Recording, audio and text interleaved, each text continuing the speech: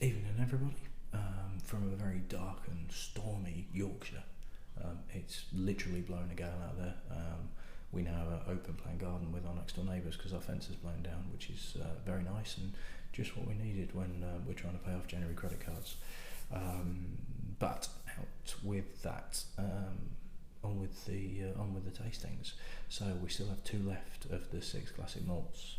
We still have Talisker, and we still have Lagavulin. Now, if I was doing a tasting with all 6 of them, I wouldn't really know what to finish off with. These are the 2 most powerful, smoky, peppery whiskies that you're going to find in most tastings, to be honest, not just the classic malts. And it's a bit of a toss-up which one you go with first. I could toss a coin, but I've just realised I've not got any coins in my pockets. So I'm going to go with the Talisker first. Now, this is a bit like the Glenkinchie that we had the other day. This is a slightly older bottling. Now, it's still a 10-year-old. It's basically the label that's been changed, and they've changed it a couple of times since that. So this is probably worth something and probably rare, but needs must. We need it for the challenge rather than making money, which I could have put towards a charity. Nah, never mind. Yeah, you can still find this around. It just looks a bit fancier than that does. So Talisker is on the Isle of Skye. Now, I figured out how to put maps on. You would have noticed on my last video I had a map up. So if I point there, that will remind me to put a little map up of where the distillery is in relation to Skye, in relation to the rest of Scotland. You're basically looking at Scotland. Now, when I pointed the other day, I was going the wrong way. So Inverness and then go that way. Whatever. Inverness, go west, hit the coast, hop across the coast, hop across a little bit of water, and you're in Skye, which is quite a big island for the Scottish islands that are floating around. They're not floating around, but you know what I mean. It's one of the bigger Scottish islands, and yet there's only one distillery on there.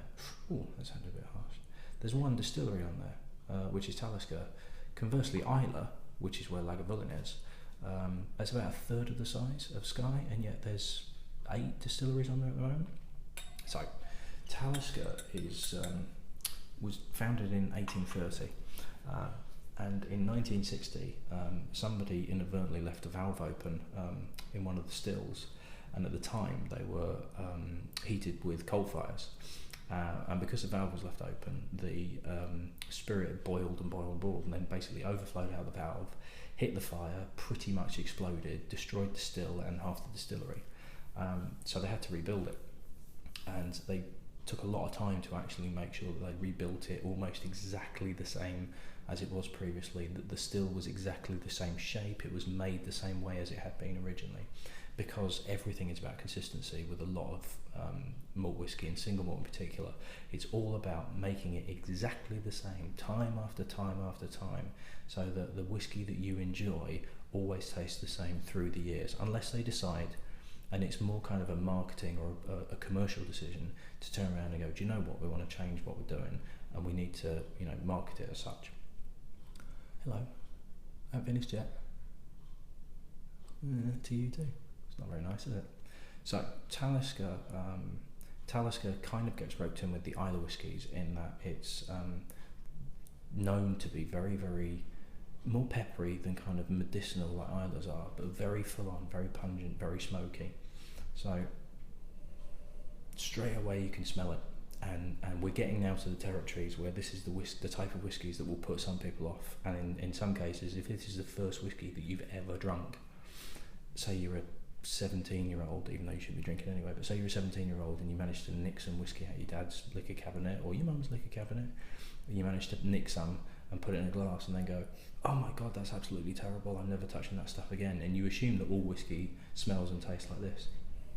Really full on, loads of kind of black pepper, white pepper, really intense sea salt. It's a big character of the island whiskies, and that they pick up a lot of the sea influences and the sort of brininess that you get from that sea air.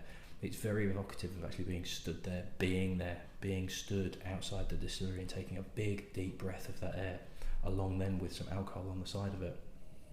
So really intense.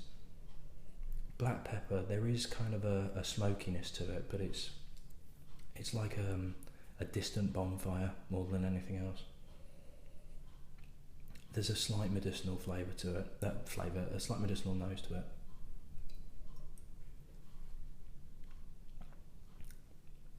Wow. Really, really peppery.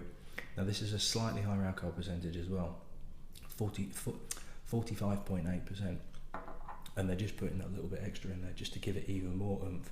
Now because there's so much flavour on it, the Old Forester that we had a few nights ago had a higher alcohol percentage, but you could really taste it and it was actually masking the flavours. What's happening with the Talisker is the intensity of the flavours is actually marrying with the alcohol kick that's there, and it's combining and it's going in your mouth and prickly and spicy and fiery and all sorts of stuff. There's loads going on here. Talisker people rave about, and other people actually absolutely hate the stuff. Now I'm a big fan of either whiskies and full on intense flavours. I thought my wife was making signs behind the door, but it's actually a reflection. Yeah, I'm a big fan of like the big intense flavours.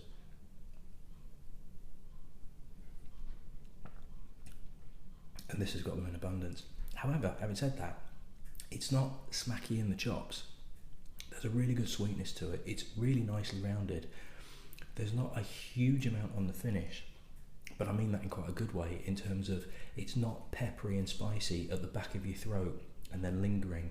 It sweetens out, it rounds off. There is sort of like a salted caramel feel to it. Not really sweet, but it's just enough that it just finishes everything off nicely. You can still taste the pepperiness that's there ongoing, but it's not too intense, and it just dissipates very nicely. Now it's only a 10-year-old, and I have had an 18-year-old Talisker that was absolutely fantastic. A little bit of aging would probably do quite well, but because this is so popular and because it needs to keep that intensity that they're looking for in the mainstream core product, they've kept it at a 10-year-old and then just kept that alcohol percentage slightly high. But it's an absolute beaut.